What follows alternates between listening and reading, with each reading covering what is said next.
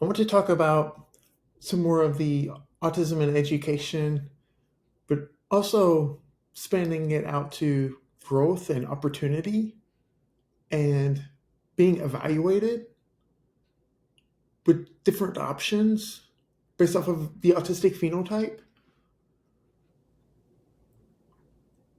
Humans love to judge others. We're constantly evaluating others.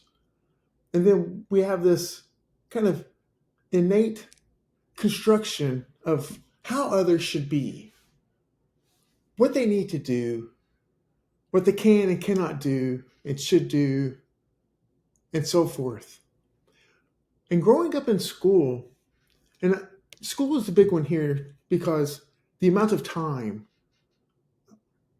children through the teenage years are in school, and they have a lot of influences.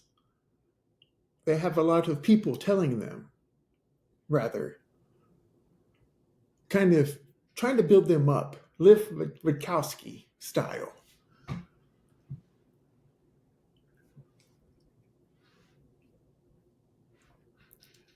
When people are viewing the autistic phenotype, especially, they have a lot of opinions because it goes back to, can you fit in or not? And are you like the so-called normal people or not? And this is big because the other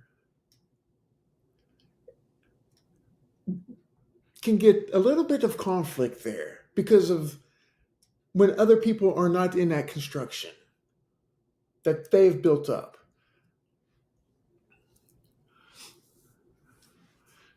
Be it an educator or a parent, friend, family, therapy worker, whatever the case, stranger,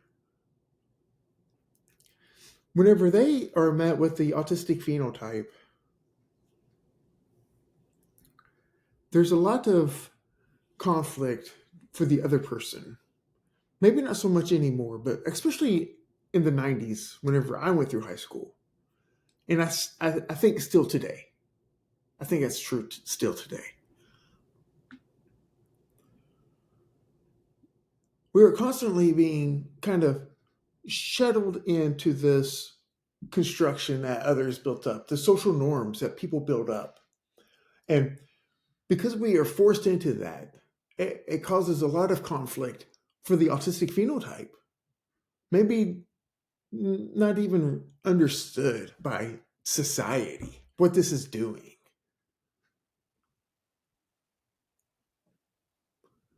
And instead of understanding the autistic phenotype, instead, we're kind of forced into this construction that is just completely in contrast of what we can do, what we even enjoy and want to do. Two different things there. And something that is a big problem because of the education and the time. Autistics aren't utilized. They're not developed into their specific phenotype. They're developed because of the background and understanding of both the education system and their education, but also the specific construction of that specific person. That specific person from the outside viewing in has this construction of what others should be like. And whenever this happens, the other person, because this is what humans do, we will speak. And what they're trying to accomplish by speaking is to calm them because of they're observing something that is not within their realm of this construction. So they will speak to the autistic person or anybody. It's not limited to autism. they will speak to this other person about, you can't do that. You shouldn't do that. You have to do this. You have to fit into this. And that's a bad situation. For the autistic phenotype, it's limiting the growth and the abilities. And I think this is still a problem. This was a huge problem for me. Education, from the previous episodes about the B3 especially, the 45, 50 minutes in this subject, and then change. 45, 50 minutes in this subject, and change. And you're just repeating that all day, every day. It's not working. The only thing that I could do in high school is art class.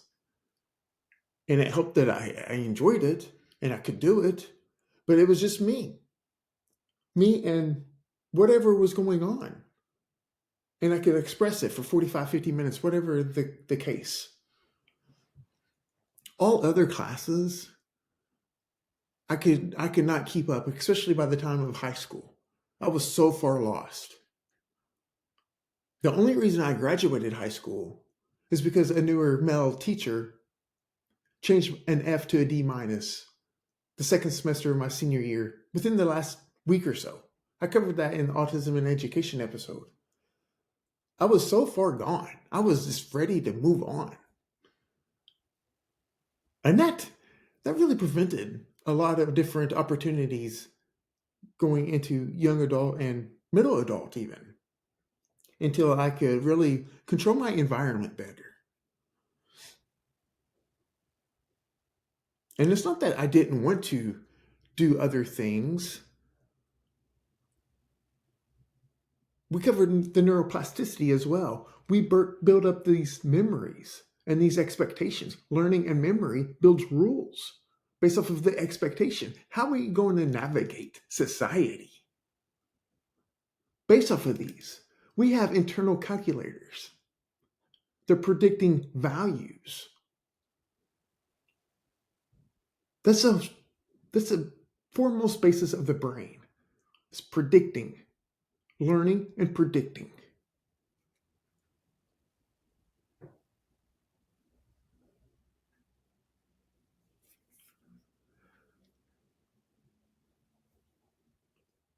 Whenever autistics are navigating this social world, and the tendency, the human nature aspect of other people forcing, even directly or indirectly, they probably don't even know. This is because it's so innate.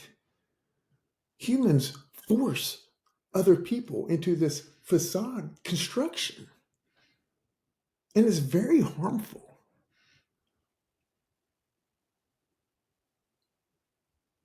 Still in 2024, education has not evolved to fit this. Society as a large, not so much either, but if we zoom into a specific setting, the education setting, then we can evaluate this.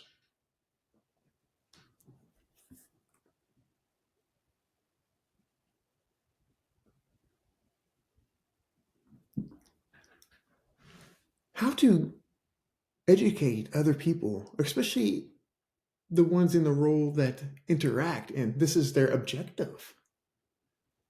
How to teach that even at large, removing autism out of it, how to teach them that you are evaluating this based off of this construction that you've created. And if somebody is not in line with that, you are going to have massive amounts of conflict and you are going to inject yourself into it to try to settle this, because that settles you. That is how the nervous system works.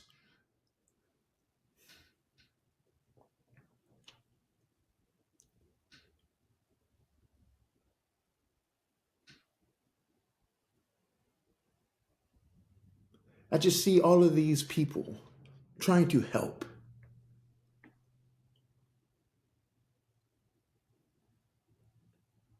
And I'm not saying their spirit is not there. I'm just thinking that their ability is lacking. And I'm not taking shots at other people here. But what is happening is not working.